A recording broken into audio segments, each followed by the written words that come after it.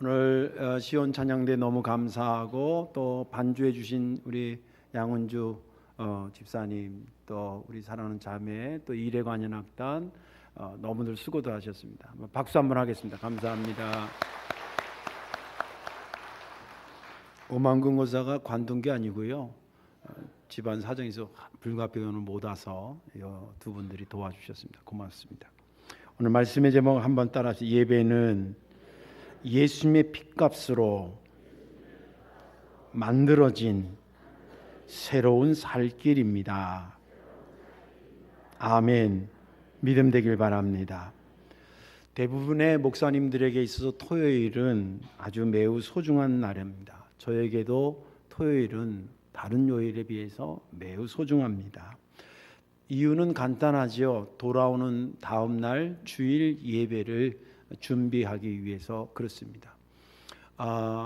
목사가 주일 예배를 준비하는 것의 가장 그래도 핵심은 역시 설교 준비일 것입니다. 그래서 목사님들마다 설교 준비하는 패턴이나 또 준비하는 요일들이 다소 다르지만 저 같은 경우를 말씀을 드리겠습니다. 이것은 내가 다른 사람보다 잘한다는 그런 얘기가 아니라 그렇게 30몇 년 살아온 것을 여러분들에게 좀 알려드릴 필요가 있겠다 싶어서 알려드리는 것입니다. 제가 설교를 준비를 잘해야 됐다 생각하면서 나름대로 지키는 세 가지 대원칙이 있습니다. 그 원칙 중에 첫 번째는 토요일 날 바깥 출입을 안 하는 것입니다.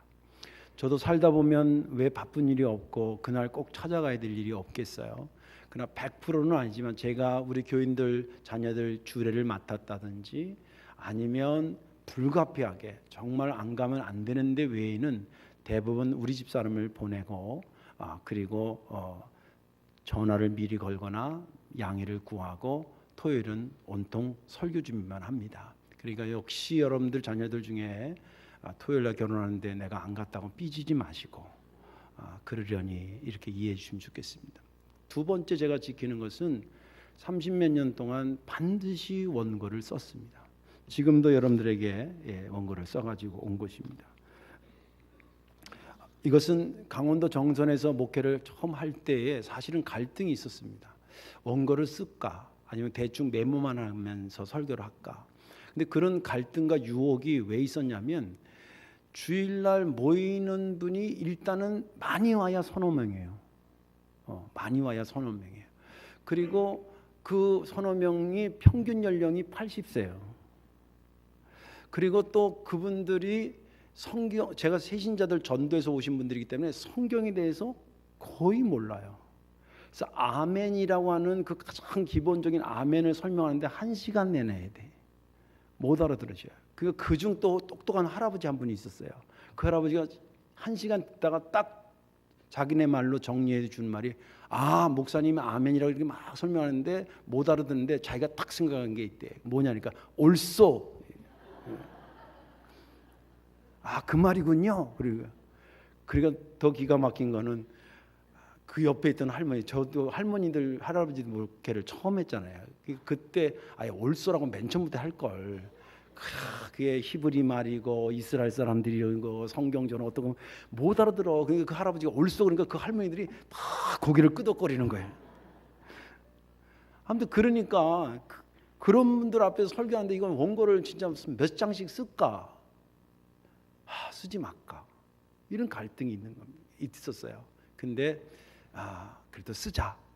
그래서 그때부터 쓴 것이 아직도 제가 가지고 있기도 하고 지금까지 그렇게 씁니다. 또 한 가지는 매일 성경을 읽는 것입니다. 저도 바쁘지요. 그러나 오전 시간은 가능하면 목양실에서 성경만 봅니다. 특별한 경우 아니면. 그래서 창세기에서 그것도 그냥 내가 읽고 싶은 것만 읽는 게 아니라 제 나름대로 창세기부터 요한계시록 이렇게 분류별로 이렇게 나누는 게 있어요. 그래서 거기 몇 장, 여기 몇 장 이렇게 읽는 정해놓은 게 있어요. 그걸 갖다가 매일 읽습니다. 그렇게 하는 이유는 목사님들도 이제 나름대로 뭐 요한복음을 더 좋아하는 분도 있고 마태복음을 더 좋아하시는 분도 있고 있잖아요.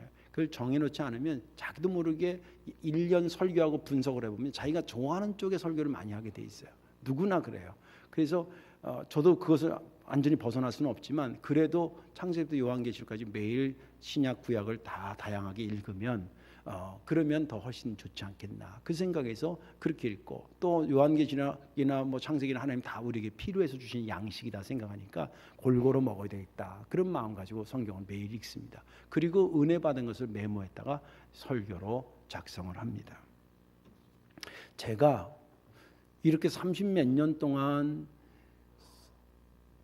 토요일날 돌아다니지 않고 원고를 꼭 쓰고 성경을 매일 읽고 이 작업을 왜 했느냐? 이유는 딱 한 가지였습니다. 그것은 우리가 드리는 이 예배가 저절로 만들어진 것이 아니라 예수님의 피값으로 만들어졌다는 것을 깨달은 이유부터였습니다.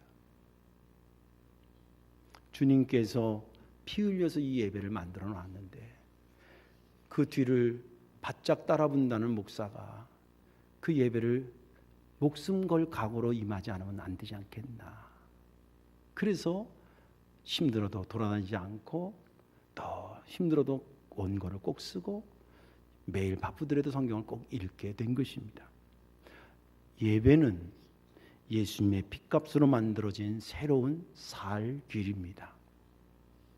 오늘 본문에 있는 말씀은 히브리서지요. 이스라엘 백성들을 별명이 뭐냐면 히브리인이라는 거예요. 합비로 뭐 여러 가지 그 학설이 여러 가지가 있는데 유랑하는 자들, 떠도는 자들 뭐 이런 뜻에서 유래가 됐다고 얘기를 합니다. 아무튼 이스라엘 백성들을 히브리인이라 그럽니다. 그래서 이 히브리서는 목적이 뭐냐면 이스라엘 사람들은 메시아 대망, 다시 말해서 메시아가 올 것을 크게 기대하면서 신앙생활을 해오던 사람들입니다. 그래서 근데 아직 안 왔다고 하는 생각하는 그들에게 이 히브리서 기자가 뭐냐면 성령 안에서 감동돼서 하는 말이, 너희들이 기다리는 메시아가 바로 얼마 전에 와서 십자가에 죽으시고 부활하신 그분이 메시아다. 그거를 구체적으로 전하는 것이 히브리서의 주된 주제였습니다. 그러다 보니까 이스라엘 사람들이 히브리 사람들의 어떤 신앙적 전통에 대한 것을 밑그림으로 깔아놨는데, 예를 들자면 성막 같은 거라든 이게 많이 나와요, 히브리서에. 그리고 제사에 대한 이야기가 나오고 핏뿌림에 대한 이야기가 나오고, 이게 다 제사와 관련된 겁니다. 그리고 그것을 집례했던 대제사장에 대한 이야기가 나오고, 오늘도 성소, 지성소 나오는 게 다 그런 것을 밑그림으로 깔고 말씀을 증거하고 있습니다.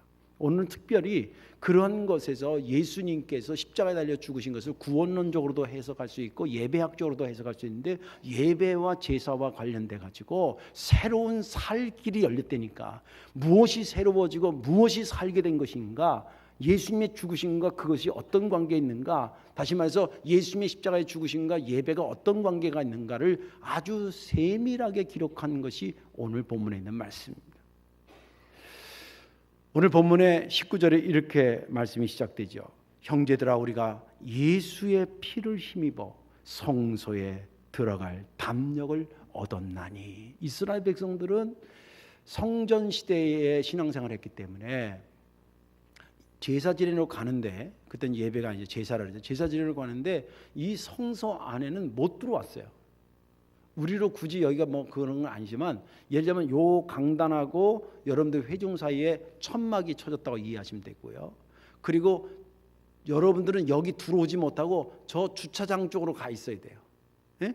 주차장 쪽. 그것도 바로 계단 내려가서는 거기 누가 있냐면 남자들이 있게 있고, 그리고 그 뒤로는 여자들이 한 켠, 그 한 켠은 우리 교회 등록, 오늘날로 말하자면 그렇다는 게, 우리 교회 등록하지 않은 사람이 혹시 주일날 우리 교회 와서 예배 드리려고 하는 사람이 그쪽 가서 서 있는 거예요.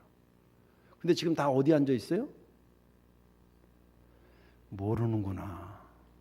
성소 안에 들어와 앉아 있는 거예요. 특히 여자들 감사하셔야 돼요. 아무튼 그렇게 누가 만들었냐면 예수님이 만들어 주셨다는 거예요. 여기 못 온 것은 휘장 때문에 못 왔거든요. 휘장은 하나님이 설치하라 그런 거예요. 왜냐하면 죄인이 나한테 직접 오면 그 자리에서 직사한다는 거예요. 그래서 못 들어오게 막은 거예요. 그것을 주님께서 십자가 달려 죽으심으로 이것을 찢어버렸고, 그리고 그 속에 들어올 수 있도록 새로운 살 길, 영어 성경에 New and Living Way 이렇게 돼 있어요. 새롭고 살 길을 열어놨다는 거예요. 그러면 들어가야 돼, 안 들어가야 돼? 새 길이 운전하는 분들 없던 길 새로 나오면 그걸 가요 안 가요? 갑니다. 가지요. 왜? 새 길이 났는데, 그게 더 빠른 길이 났는데 당연히 가지요.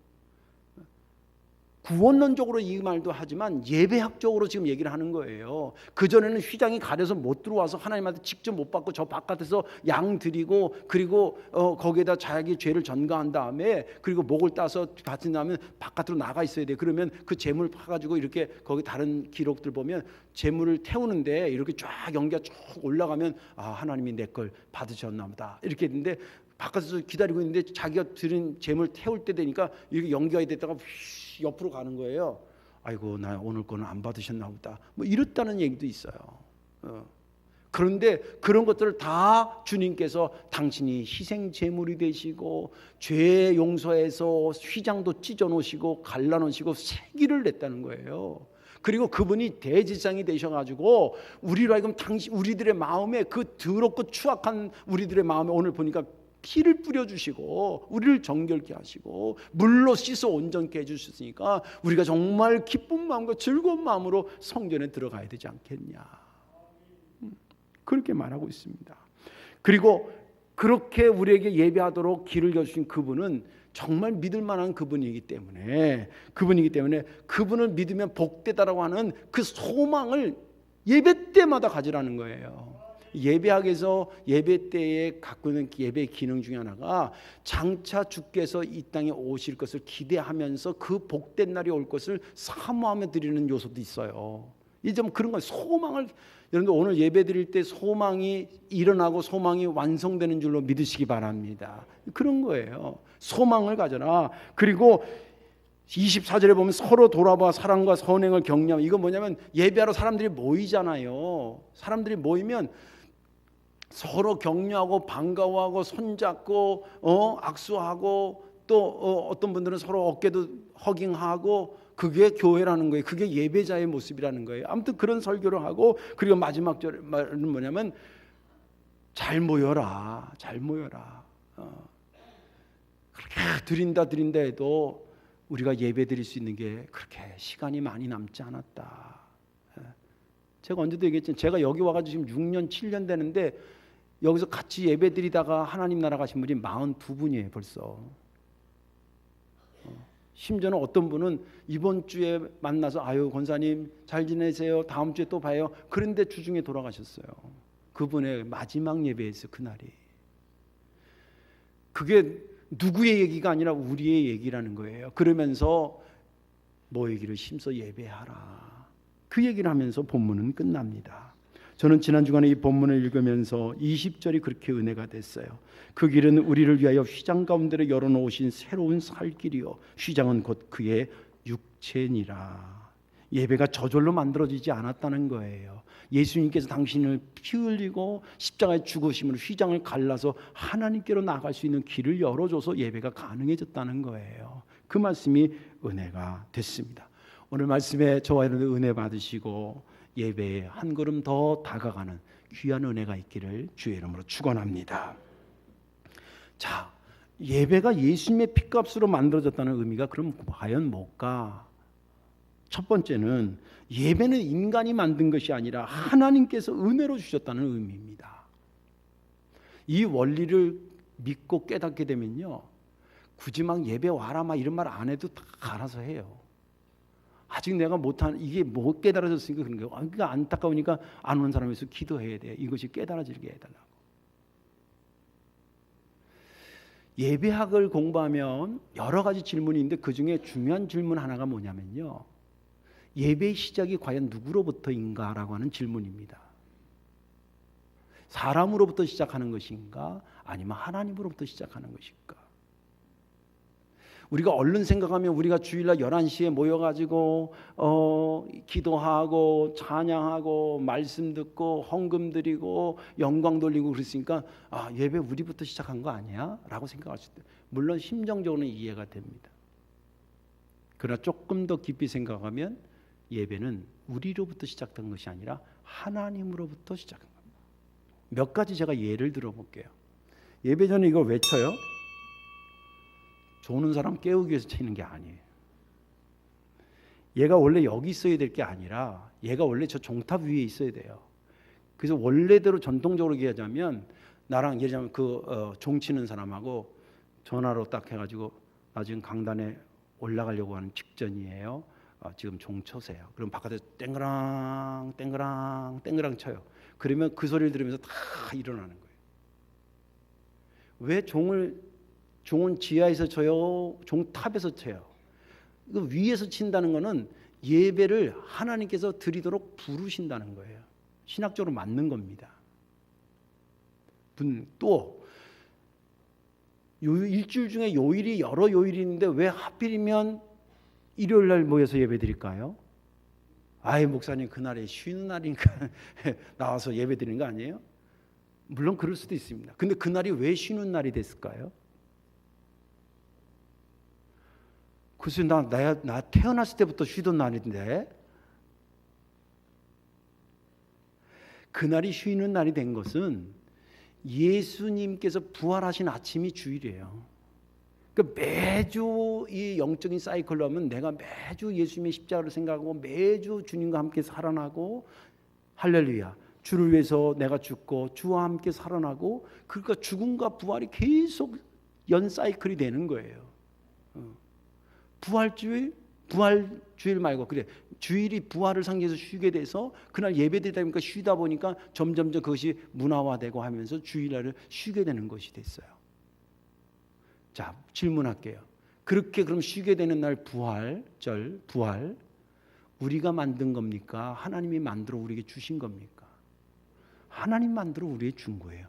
우리가 드리는 이 주일은 그분이 만들어서 우리에게 주신 거지 우리가 만들어서 노력으로 부활을 만들어낸 게 아니에요.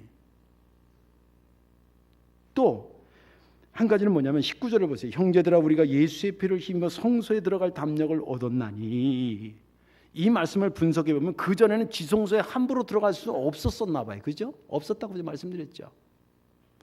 예수님의 피를 힘입어서 이제 담대하게 들어갈 수 있었다라고 하는 것은 그전에는 못 들어갔었다는 거예요. 아까 말한 것처럼 못 들어갔었다는 거예요.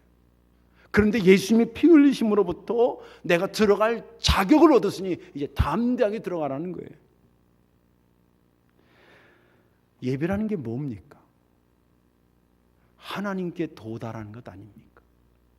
또 그분이 받아들이는 것까지가 가야 예배가 끝나는 것 아니겠습니까? 우리가 착각 중에 하나가 11시에 우리가 모여서 찬송하고 기도하고 헌금 드리고 말씀 드리면 예배가 되는 겁니까? 내가 예쁜 옷 입고 와서 앉아있으면 예배가 된 겁니까? 그거는 예배를 어떻게 효율적으로 잘 드리냐의 두 번째 문제지 예배의 초반으로 들어가면 이 예배가 가능하게 된 것 우리가 주님 앞에 아까도 말했죠. 휘장이 쳐졌다는 건 너 죄의 상태로 그냥 오면 죽는다니까 하나님이 그렇게 말씀하신 거예요. 그래서 구약에 보면 덥게 뚜껑 열어보다가 하나님은 어디 계신다는 거예요 대체. 그리고 뚜껑 열다가 직사한 사람들에 대한 이야기가 나오잖아요. 그렇지 우리가 좀 높은 사람이라든지 뭐 이런 사람 만나려면 내가 옷을 매무새로 해가지고 뭔가 이렇게 갖춰가지고 왔는데 전능하신 절대 선하신 하나님 죄가 없으신 하나님 앞에 죄인이 뻐덕뻐덕 가다가는 그 자리에서 죽는다니까. 예배는 그분께 도달하는 것까지가 예배인데 예배 드리러 오기도 전에 죽는 거예요.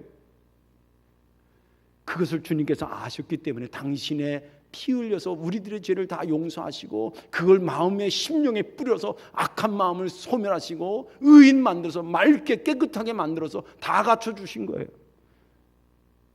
우리가 의인 된 겁니까? 주님이 우리를 의인 만들어 주신 겁니까? 내가 예배자가 된 것입니까? 예배자로 나를 부르신 겁니까? 주님께서 만들어 주신 거예요. 또 하나님은요 당신 지성소의 휘장을 찢을 수 있는 것을 딱 하나로만 말씀하셨어요. 어느 누구도 이것은 찢을 수가 없다. 죄와 관련돼서 그래요. 인간은 죄를 범할 수 있지만 죄는 스스로 씻을 수 없는 것임을 인정하셔야 됩니다. 내가 사과 다 했기 때문에 난 죄가 없어요. 천만의 말씀이에요. 우리가 하나님 이 죄를 졌다는 얘기를 깊이 얘기하면 뭐냐면 예를 들면 누구 걸 내가 훔쳤어요. 그럴 일이 없지만 우리 김영희 권사님 걸 내가 훔쳤어. 핸드폰이 너무 예뻐서. 그러면 내가 저분한테만 죄를 짓는 겁니까? 남 거 훔치지 말라고 누가 먼저 말씀하셨어요? 하나님께서 먼저 말씀하신 것을 어기면서 저 사람한테도 죄를 지은 거예요. 이것을 다 같이 해야 된다는 거가 속건제예요. 그러니까 죄는 지울 수 있지만 씻을 수가 없어. 내 스스로가 씻을 수가 없어. 하나님이 용서를 해야 되는데 하나님이 안 받아들이면 어떻게? 내가 아무리 용서하고 내가 하면 무조건 용서받는 겁니까? 자판기에 500원짜리 회계를 딱 집어넣을 밑에서 용서한다가 딱 나오는 겁니까? 아닙니다. 예배자에게 갖출 것은 다른 게 없어요. 신령과 진정으로 예배한다는 것은 죄의 상태로 얘기해보세요. 깨끗한 상태로 예배하라는 거 아니겠습니까? 우리가 무엇으로 근데 깨끗해질 수 있냐는 거예요. 예수님의 피 흘리심 없이 우리가 어떻게 깨끗해질 수 있죠? 그걸 주님이 아신 거예요. 그래서 그분이 미리 먼저 죽으신 거예요.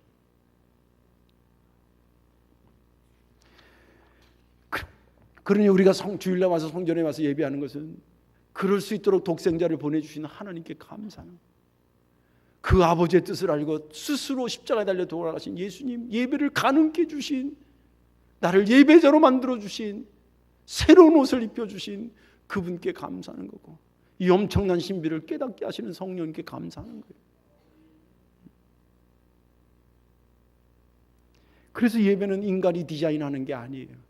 하나님이 만들어 우리에게 주신 것입니다. 그 의미가 예수님의 핏값으로 만들어졌다는 거예요. 두 번째 의미는 뭐냐면 예수님의 핏값에 걸맞는 예배자가 되어야 된다는 것을 의미하는 거예요.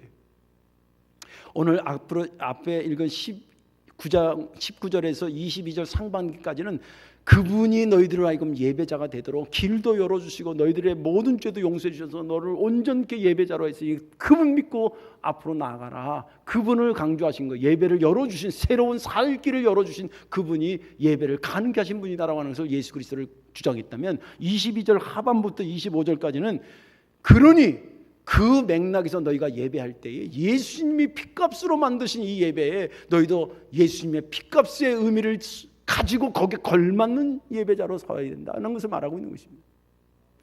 보세요. 22절 보세요. 우리가 마음의 뿌림을, 여기서 마음의 뿌림을 예수님의 피 뿌림을 받아 악한 양심으로부터 벗어나고 몸은 맑은 물로 씻음을 받았으니 그 참 마음과 온전한 믿음으로 하나님께 나아가자. 믿음의 도리의 소망을 굳게 잡다. 여기 가면 주께서 반드시 역사하실 것이라는 그런 소망을 오면서 꼭 가지고 오자. 우리로 하여금 이 예배의 길을 열어주기 위해서 당신의 목숨 바쳤는데 그 예배하는 자들을 주님께서 외면하지 아니하시는 분이라는 거예요. 소망을 갖고 와서 예배하자. 그리고 24절도 여러분들 유심히 보셔야 됩니다. 이거 우리 교회 오래 다니신 분들 정말 잘 보셔야 돼요. 왜 난데없이 예배에 대한 이야기를 하다가 서로 돌아보며 사랑과 선행을 격려하는 말이 왜 들어가 있을까요? 이것도 예배의 요소라는 거예요. 모이기를 패하는 어떤 사람들, 25절에 모이기를 패하는 어떤 사람들과 같은 습관으로 하지 말고 오직 권하여 그날이 가까움을 볼수록 더욱 그리하자. 22절부터 25절까지 제가 길게 했는데 요약하면 뭐예요? 예수님의 핏값에 걸맞는 예배자가 되자라고 하는 것입니다. 주제는 그겁니다. 예수님께서 피 흘려 예배를 가능케 했다라고 하는 것을 아까도 말한 구원론적으로도 또 예배학적으로 교회론적으로 해석할 수 있지만 심정적으로 한번 해석을 해보세요. 이 백성들이 하나님한테 예배하려는데 저 죄의 상태로 와서는 직사하니까 내가 이들을 예배자로 해서 하나님 앞에 예배하는 자가 복받게 하려고 그러면 가만히 보니까 휘장을 찢어야 되는데 휘장이 찢으려면 내가 죽는 수밖에 없다. 그래, 저들로 하여금 하나님 앞에 제대로 된 예배를 드려서 저들을 살리기 위해서 내가 죽자. 그런 각오로 주님께서 임하셨다는 거예요. 근데 그것은 조금 엿볼 수 있는 게 이런 겁니다. 아이를 낳을 때 엄마들이 10달 동안도 힘들지만 낳기 전에 또 마치 클라이막스처럼 막 하늘이 빙빙 돈다며요. 저는 안 낳아봐서 모르겠는데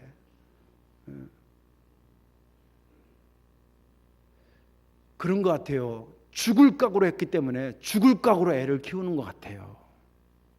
정말 다행이지 않겠어요? 주님께서 예배를 가능하게 해서 내가 죽을 수도 있다가 아니라 죽자. 내가 저들이 예배드려서 저들이 하나님한테 복을 받는다면 내가 죽자.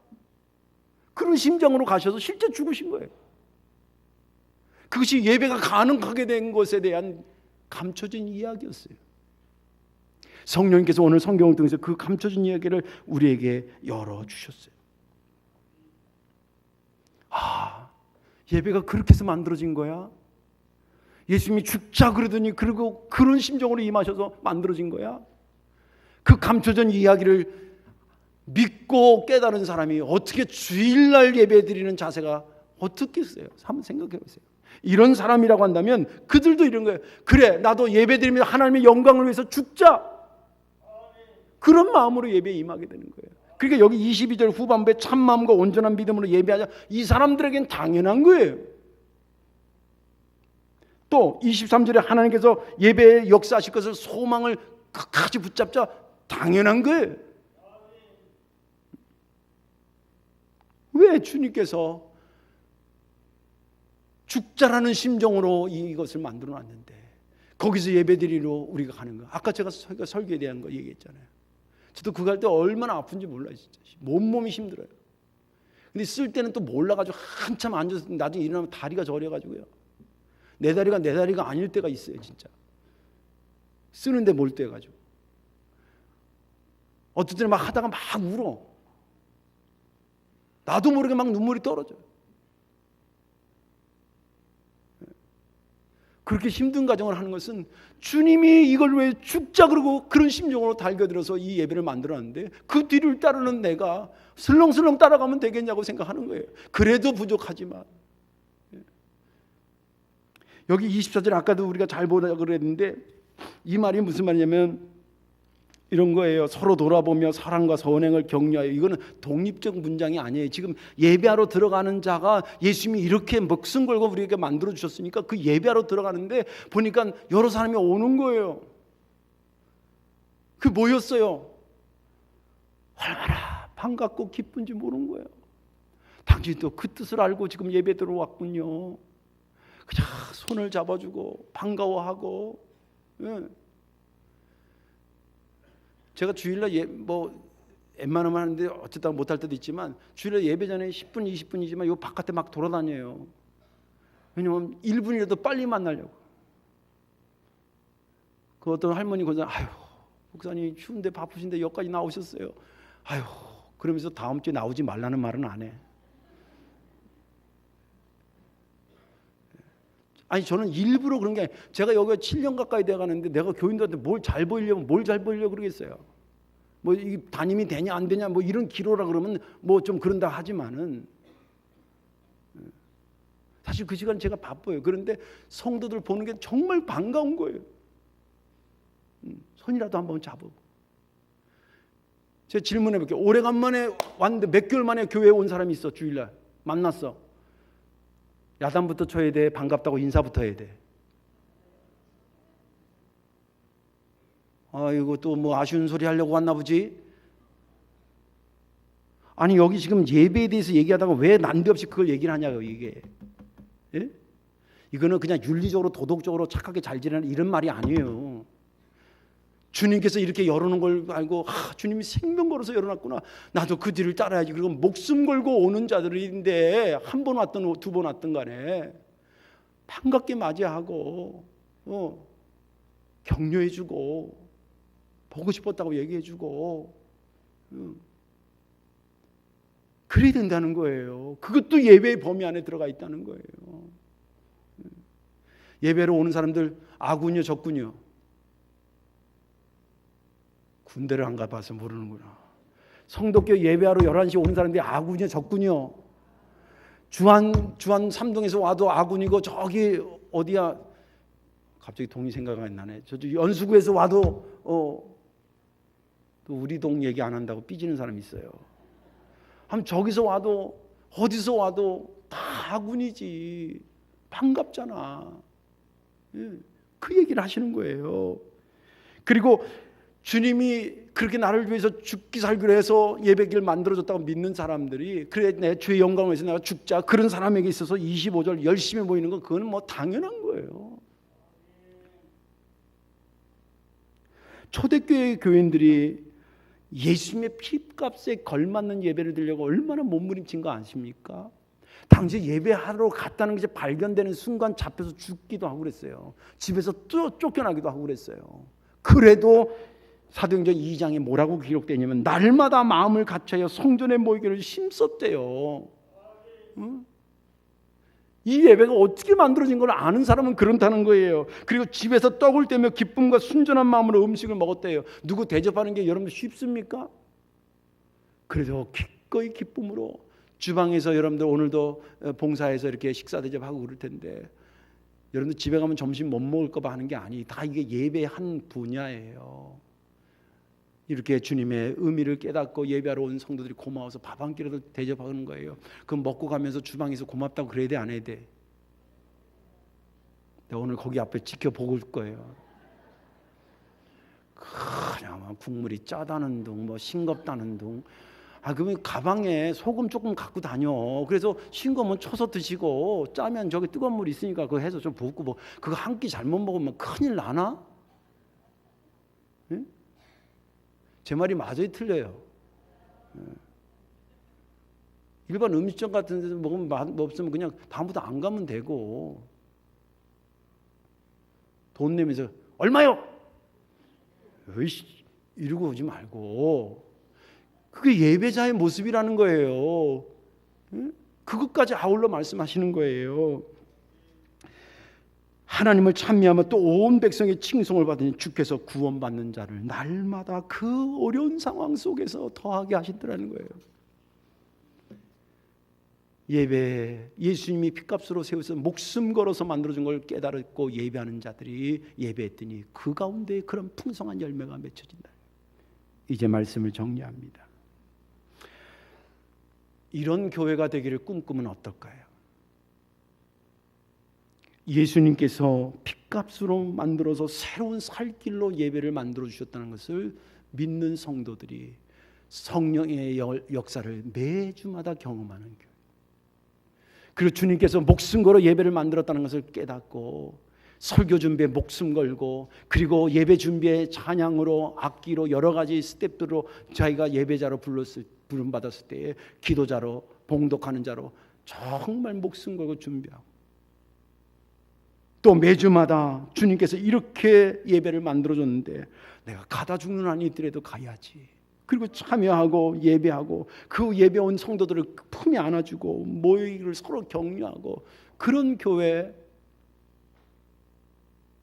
성도교회가 되기를 주님의 이름으로 축원합니다. 기도하겠습니다. 사랑과 은혜가 많으신 아버지 하나님, 고맙고 감사합니다.